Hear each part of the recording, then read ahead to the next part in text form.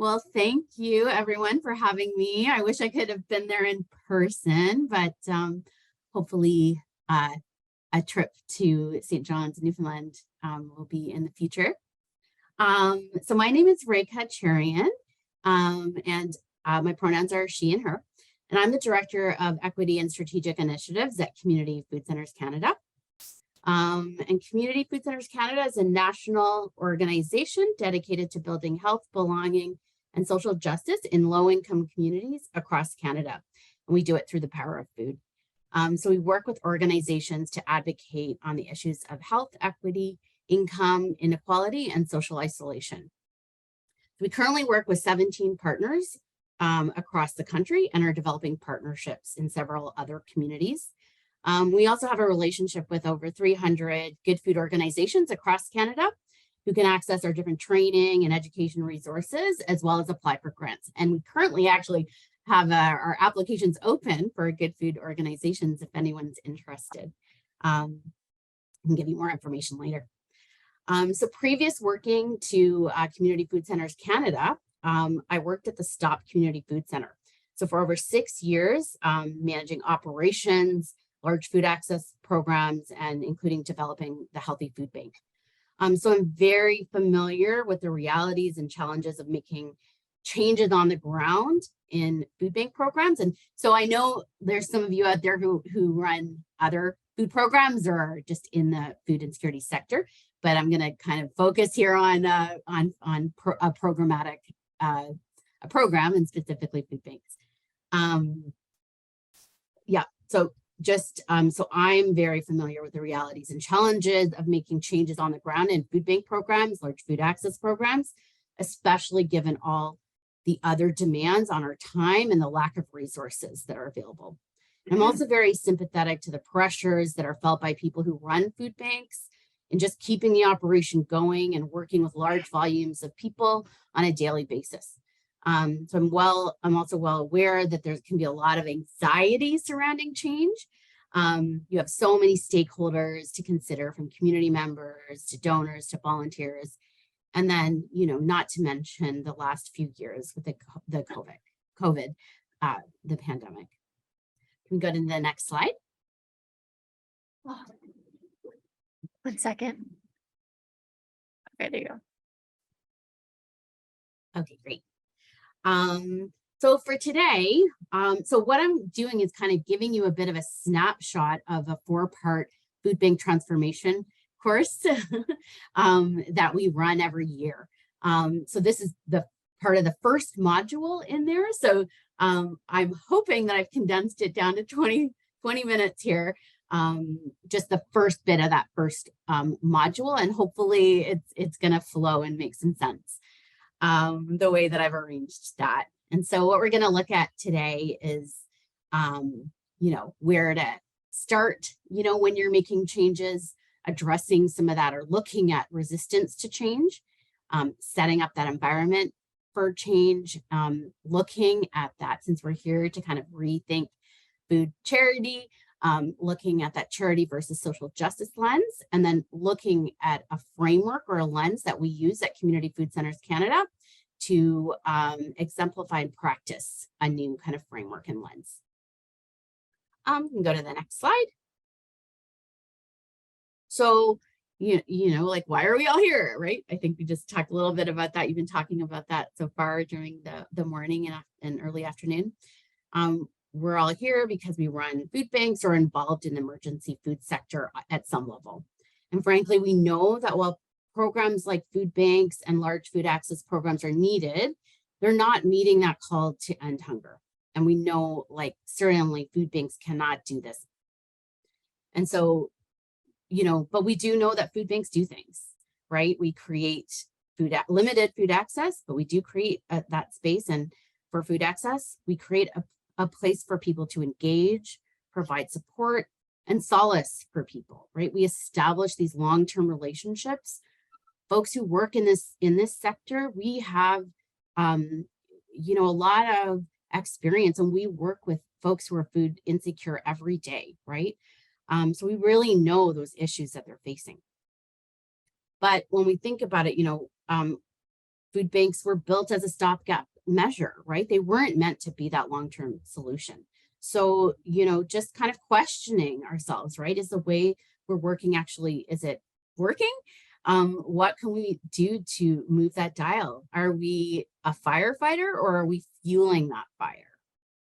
And so as people who work front lines on the food emergency programs, we witness this overwhelming impacts of ongoing hunger crisis every day, right? And the crisis has been magnified by COVID-19 and decades of inaction by all levels of government to increase, who haven't been able to increase fixed income benefits, create affordable housing, raise minimum wages, make EI more accessible, and et cetera. We all know these structural kind of issues that haven't been addressed. And as a result, organizations have had to adapt, just as our communities have had to find a path forward through uncertainty and hardship. We've had to do that as well. And so we believe that now is time for a deep change in how we address, food insecurity and addressing hunger, and more directly connect them to other issues such as human rights, economic, racial, environmental, and social justice. So as part of the community food sector, we need to examine from time to time why we're here and what we want to be doing differently in the future. So I believe that we can and must play a crucial role in the next shift toward equity, justice, and community prosperity. Next slide. And so, as I had just mentioned, so 7 years ago at CFCC, we created a manual for progressive food banks that wanted to change. We'd heard from so many that they wanted to be doing something different. And so we created a manual called Beyond the Emergency. So how to evolve your food bank into a force for change. And over the last 5 years, we created a course and have run it where hundreds of food banks across the country have taken this course. We've learned a lot. And because I'm no longer working on the ground, it's so important for me to stay connected to what is happening on the ground. And so this course is really helpful in us being able to do that. And so the food banks that attend this course, they're all starting at different places, but the one thing that is common is that they want to make changes to that traditional charity model of delivering services. And so changing, our mindset, shifting from a solving hunger mindset to one that better describes, like what are we actually doing, right? So that's kind of what we look at the course. And today we're going to look at an example of a lens that we could apply. Okay, so next. Okay, so here is just some quotes from a few amazing food banks across the country that are doing some great work and what they kind of say about change. So change won't happen accidentally. It has to happen on purpose. Even if you think outside the box, the system we're working in is still rigid. You cannot make a change to a system unless you're stubborn and resolute. So we already know the 40-year model. We need to keep doing it? And more importantly, do we need to keep talking about it as if it's sacred and unchangeable? Okay, next slide. Okay, so where do we start? So we know that there is this critical mass of progressive food organizations that want to make that change. We see it every year through working with our good food organizations and throughout the course. And here's some examples of what folks were saying in the last food bank transformation course. So here, these quotes, they're pointing to two themes, like what are kind of the issues in making that change, and so it's finding time to make change, and then that meeting that resistance. So my time is often swallowed by logistics of providing food. Finding time to make change is a big hurdle because my capacity is stretched with just growing and getting food to the table. We're so focused on the day-to-day and not enough time to connect with others and plan and troubleshoot. And so we see here, finding time to make change when you're overloaded is probably one of the most important variables in actually being able to make that change. Food banks are hectic places with many moving pieces needing to occur, and during a short window of time. and at the same time. So there's lots of work to do before you open, during operations, and then to close it all down at the end of the day. Do your admin and then repeat. So everyone's busy, and that's usually why change isn't, occurring. One way to look at this type of work is that, yes, making change takes time, but once you do it, it can actually make your work more organized and efficient. And because of this, you will have time built in to be able to step back, reflect on your current state, plan for change, and work on your food bank's future directions. And then if we look at these quotes on resistance to change, so most of our board members are age 65 plus. I've tried to add new younger members to the board. However, they left out of frustration after a few months. Volunteers are still holding on to a mentality that our members should be happy with whatever food's given to them, but we want them to collect feedback. Our organizational culture is not currently geared toward healthy food options. How do you change organizational approach on health to have them become part of that change? So as you can see from these quotes, resistance to change is a common issue that's brought up by many food banks, especially dealing with volunteer resistance to change. So rather than challenging this resistance, the approach that I suggest to take is to first think about why resistance is happening and then start planning accordingly. So, still on the other title slide there. So addressing resistance to change. So knowing what assumptions or preconceived notions you're up against is really important. Even if you don't agree with them, it's a way to empathize with why change is going to be hard for some people. This will help alleviate or maybe even prevent too much conflict during a change process, or at least you can meet it without being surprised about them. Okay, so the next slide. So here, this is an exercise that we do in the course. So we have an image here of people pushing against the door. So on the one side of the door, we have a bunch of people who want change. And on the other side of the door, we have a bunch of people who are resistant to change. So two opposing forces. So what do we need to do?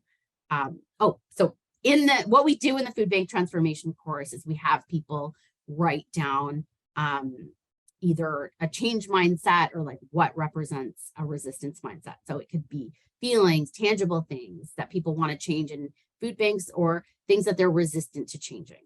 Or it could describe why people want change or feel resistance. So another thing,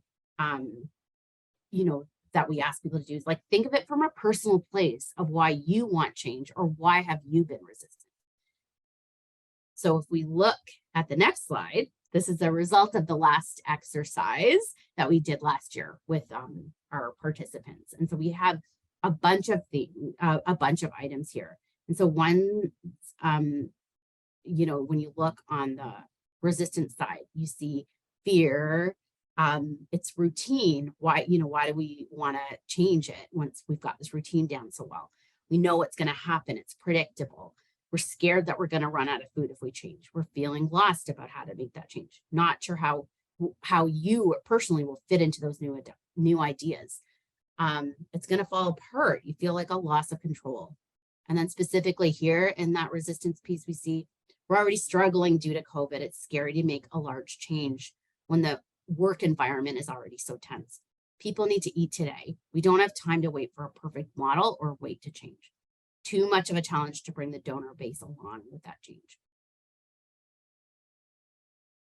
And then when we look at the side on change, we see people like it's things like this, like transformation, good food, fresh, nutritious, community involvement, simplicity, choice, consistency, dignity, respect, social interaction, inclusion. People will be treated better, promoting health, bringing a social justice perspective, things like that. And so here specifically, we had a few participants say, we need to help create a lasting impact on people's lives, not just a short-term solution. Change is an opportunity to build authentic relationships. We don't have time. We don't have to have the solutions ourselves. We can partner, right? We don't have to fix everything all at once. We can make tiny incremental changes and keep trying to move that needle. So that relentless incrementalism idea. We can move to the next slide. So this is just in setting up our environment for change. Move to the next slide. So in doing this, what we kind of suggest as a method is, is to look at that change mindset and resistance mindset. So start with how people think, the theory and philosophy behind it. And that exercise is a good way to kind of do that. You can do that with your staff and your volunteers. And it becomes a really good point of discussion. So then you get to understand what resistance, you're going to face. And that's really important to get into the more tangible pieces of what you need to be changing, like in program design, implementation, feedback, monitoring, adjusting, and then communication. So we've outlined that process that starts with setting up that environment for change. And we feel like the most logical way to do that is to start with your message or philosophy. So we can move to the next slide. So the work of every organization starts with a lens. Okay, move to the next slide. And so we have here two quotes, one from Graham Ritchie, who's a social work professor at UBC. The primary cause of hunger is inequality and income poverty caused by unlivable wages, inadequate social security benefits, and unfair income distribution. The problem is not a lack of food, but access to it. And we have Rebecca D'Souza, who is a professor at the University of Duluth, Minnesota, communications professor. So hunger is not caused by a lack of food in the world, but by the inability of people to gain access to plentiful food that already exists.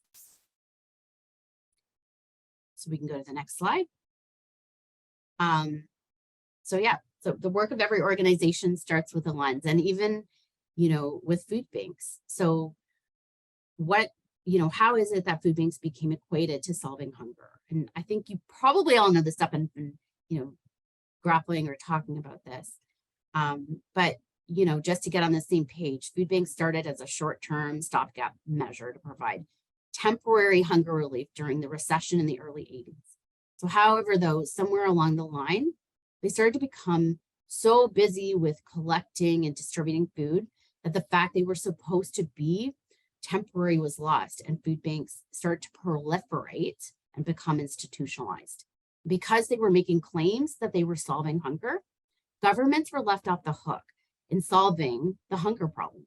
And because public perception is that, and it still is, and it's gained a lot more traction again with inflation and the pandemic, that food banks were taking care of it, right? But it brings us to the present day, 40 years later, and the public still largely believes that food banks are solving this problem, the hunger problem, because that's the message that's still being put out there by the media, but also by food banks, right? Like we're putting that out there. So unless we change the narrative, this line of thinking is going to continue, right? And I think we can do a lot of things. Food banks can do a lot of things, but they just simply don't solve hunger. They haven't done it in 40 years, right? So they're not going to do it. And we all need to start talking about what they actually do, because they do really amazing things, right? And what can they do, right? And what we need to do is to get back to the basics and redefine the messages that we're putting out in the world about how hunger could actually be solved. All right, we can go to the next slide. All right, so here's some terms to review. So to gain some common understanding among us, let's look at a few frequently used terms in our field and get us on the same page about what we're collectively talking about. So we'll look at these terms in the context of poverty, right? So the first term, charity lens, while used by many of you quite naturally, it's not always understood. It's not always a well understood term in food bank circles, right? So just to be clear, this is not to be confused with the fact that many of you are maybe an organization with charitable status. Like, yes, many food banks are charities, which could be substituted with the word food bank, agency, organization. But here, we're looking at the meaning of the word as a perspective or lens, and in contrast to the other terms we're looking at. So many food banks that I've worked with have pointed out a discrepancy in the work that they're doing and the manner in which they receive donations, for instance, or the way volunteers treat food bank members, or how things are communicated externally. So generally speaking, whether there's an awareness or not, there are two lenses or approaches that are typically used in food banks. And each one has different outcomes for how food bank members receive service and how they're treated. And on its own, the charity lens perceives poverty, or in this case, lack of food, as something that can be alleviated through short-term basic needs provision. So the focus of this model, when applied to food banks, is on getting any kind of food to people to address hunger. When this model is used by food banks, you hear terms like double dipping and fraud, deserving and undeserving.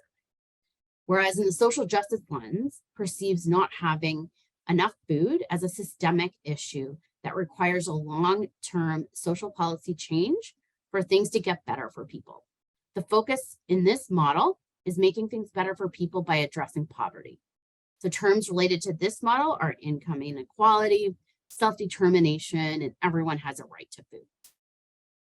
By integrating the best bits of both models, Community Food Centers Canada's Good Food Principles are an example of a different perspective or model that you can use as a thinking behind how you run programs. So the food bank manual connects our Good Food Principles to food banks specifically, and you can use this frame, as I'm going to introduce to you, to apply to any of your food programs. So we'll go on to the next slide.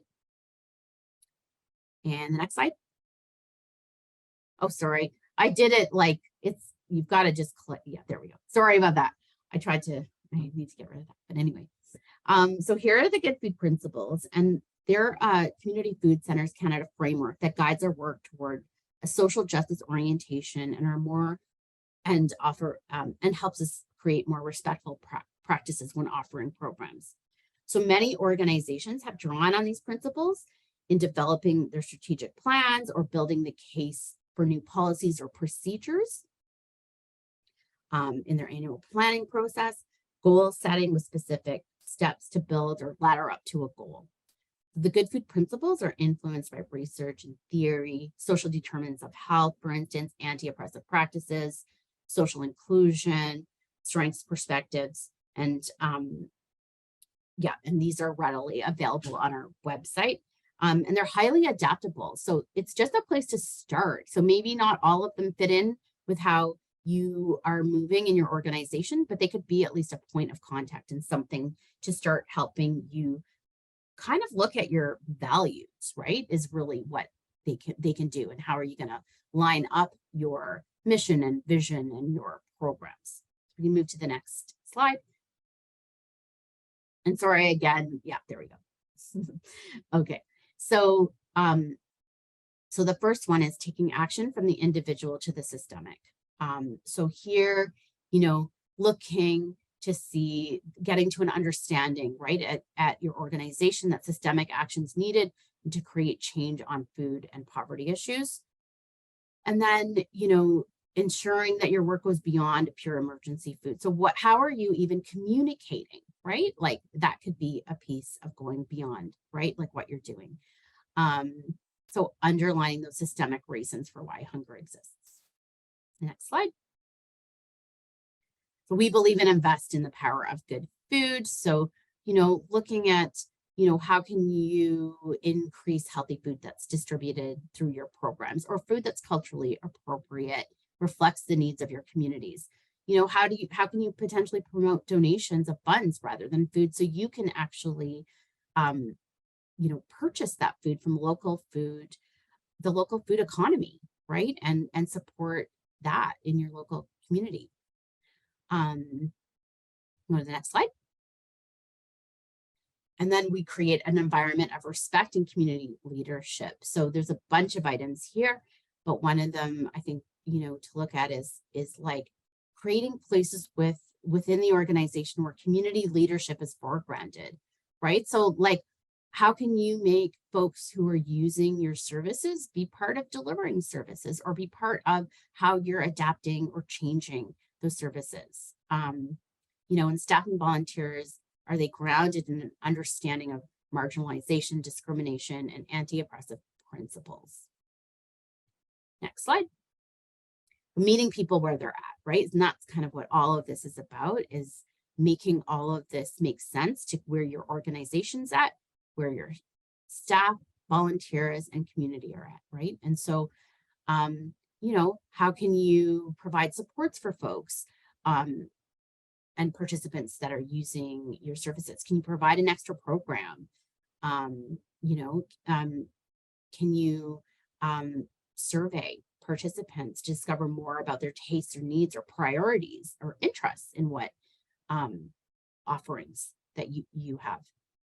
And the last principle, and this is the end of me talking, then we can move to our Q&A, but we aim high for our organization or community, right? So I think a lot of this is like, how are you measuring your outcomes, right? So like investing in good research and evaluation every year, having that annual, review of how are things going, and really centering that in your community, right? Like, what are other things that they would like to see? How are they being treated? It's really important, right? And then also just in some of these outcomes, it can really help you make that case of support to donors, right? And providing sufficient resources to adequately, staff your organization.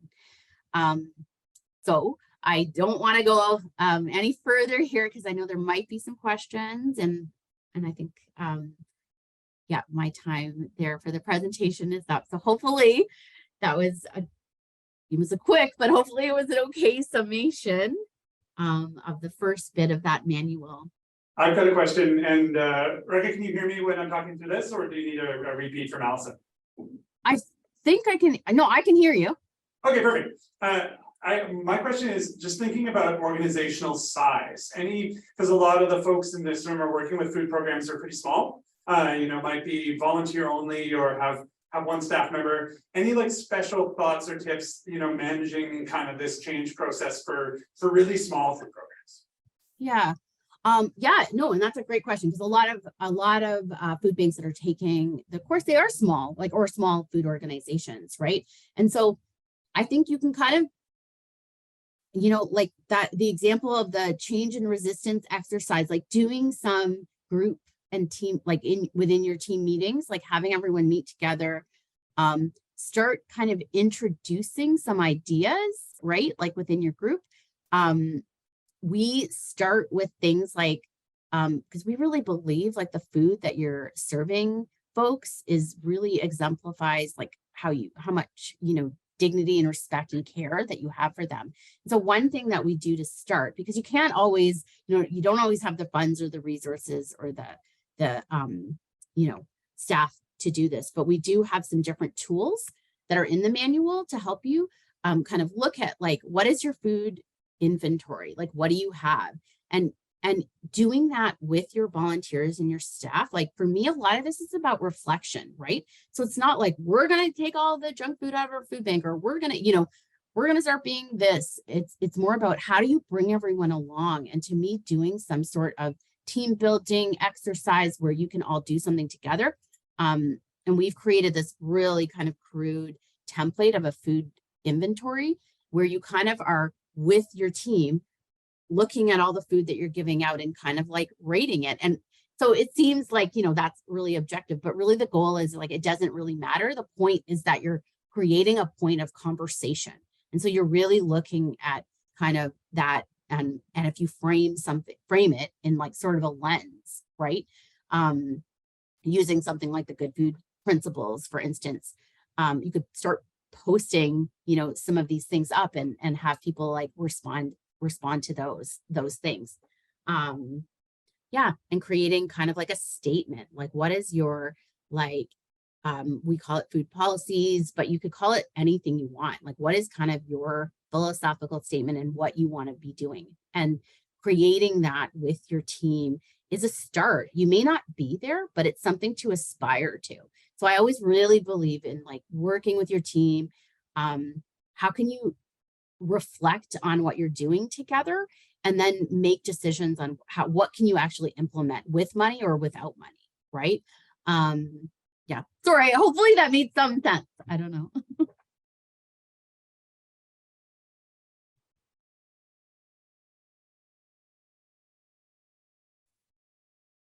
other Donegal questions? Northeast Avalon Food Bank, supplying Torbay, Puchco, Flat Rock, Valley and Logie Bay.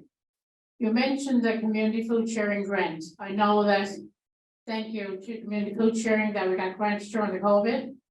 And now unfortunately, we're the food bank that's sold out from under with the hall sold.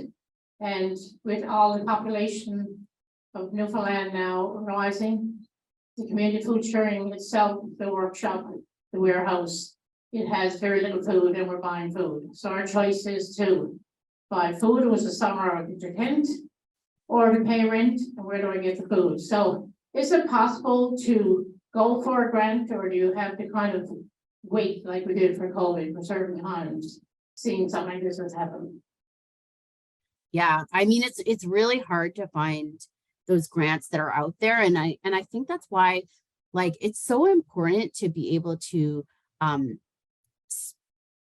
it's really hard, you know, and I know I ran a food bank for almost 7 years, and it's really hard to get your head up from what you're doing and to really get into that mind frame of like what other solutions are out there, or what do we need to be communicating out in the papers to the media, right? And all that we're hearing right now is that everyone needs more food, right? But I think as you do that, and I'm not saying to not do that, but I think as you do that, really always make sure when you're communicating out what is, you know, your situation. You've been called on to meet this, you know, need of hunger in your community, and you're not able to do it. And there needs to be help, and there has to be help at all different levels at the government level, right? And so I think while you are, you know, I think it's really important to write op-eds, to get into the media, to make sure that whenever you're communicating to a donor or to anyone out there, that you have a story that you're talking about, which is, yes, the story of you do need more resources and you need grants, but also like, why is it that food banks have been left to solve this program on their own, right? Like, we can't work in isolation. We have to be partnering with other organizations, and we have to be doing some advocacy, right? Because the situation is going to continue to rely on food banks and food charity if those of us who work in it aren't speaking out and talking about it. So I'm not sure if that's, you know, really helpful there for you, but that's kind of how I think, you know, we're feeling. And I feel for everyone out there working on the front lines for sure. All right. Thank you so much for joining us. Okay. Thanks so much for having me. Thank you. Okay. All right. See ya. Okay. Bye.